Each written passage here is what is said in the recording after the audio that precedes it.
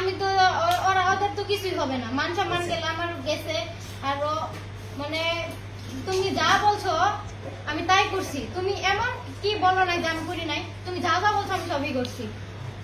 আমার তোমারে লাগবে, আমি তোমারে বিয়ে করব, আমার কথা এইটুকুই, আমার তোমারে লাগবে মানে তোমারে লাগবে। আচ্ছা ছেলে কি তোমার কোনো প্রস্তাব দিছিল অনৈতিক? না। হ্যাঁ, আমি ওরা ভালোবাসি, ও আমারে ভালোবাসে। হ্যাঁ জড়াজড়ি হয়েছে, ধরা কিস করছে, মিথ্যা কথা কইবো না আমি, হাঁকও করছি আমরা। আমার ওরাই লাগবে, আমার মান সম্মানের বিষয় এইখানে। যদি ও আমারে বিয়ে না করে আমি নিজে সুসাইড করব। যদি এমনও যদি ও বিয়ে আমারে না করে আমি নিজে সুসাইড করব। আমার বাসায় সুসাইড নোটও লেখা আছে, সুসাইড নোট ও দেখছে, আমার ফ্যামিলিও জানে। যদি আমি মারা যাই ও দায়ী থাকবে, এখন আমার ওরাই লাগবে।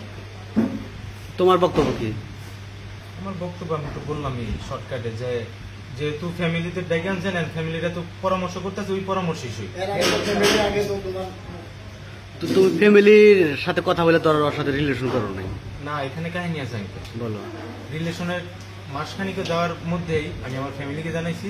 ওর বাড়ি থেকে এমন একটা কথা আসছে যে আমার, যে তুমি যদি আমার মেয়ের সাথে ধরো জানাজানি হয়েছে, তুমি আমার মেয়ের সাথে রিলেশন করো, তাহলে ই করো, তোমার বাপ মায়ের পাঠাও।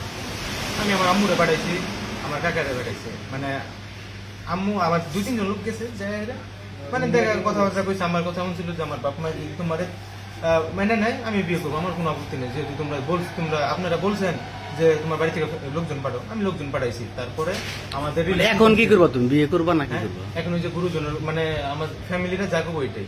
তোমার ফ্যামিলি যদি যা বলে, আমি যদি আমার ফ্যামিলিকে বলতে পারি যে আমার ওই ছেলেকে লাগবে, আমার ফ্যামিলি যদি এখানে রাজি হইতে পারে বিয়ে দেওয়ার জন্য, আমি একটা মেয়ে মানুষ, তোমার ফ্যামিলি কেন রাজি হবে না? ফ্যামিলিরা পরামর্শ করতেছে কেন? কারণ এখানে আমার একটা লাইফ